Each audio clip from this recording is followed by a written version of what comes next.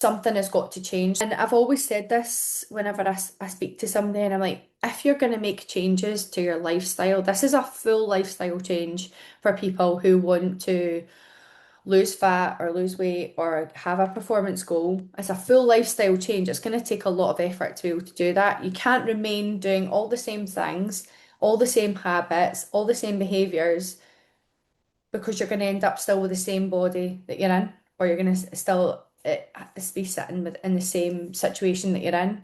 Something has got to change. So coming into this process, you always have to have that mindset of I'm willing to change, I'm willing to be coached, I'm willing to implement and get comfortable with that's going to be my new normal.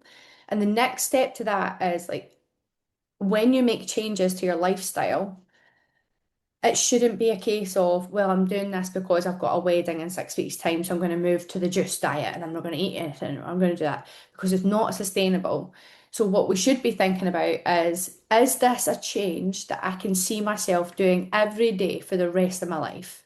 Because essentially, you're going to go into a calorie deficit. So, yes, you're going to be eating less, or yes, you're going to be moving more, or yes, you're going to be fueling differently for a certain body composition or a performance event or for a high rocks or for a run or something's got to change. But then, am I quite comfortable with doing this consistently for a long period of time? Because if I feel too restricted, or if this feels like something that I'm just going to do for a short amount of time, then that isn't a habit and that isn't a lifestyle change that's gonna then be something you can do forever.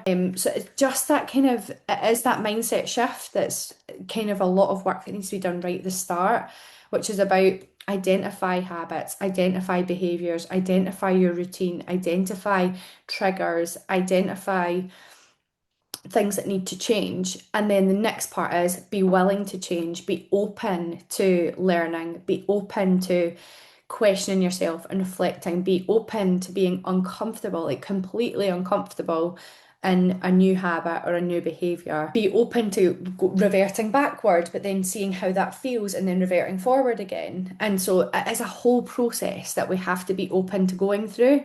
And that's where sustainable change and long lasting change happens in maintenance.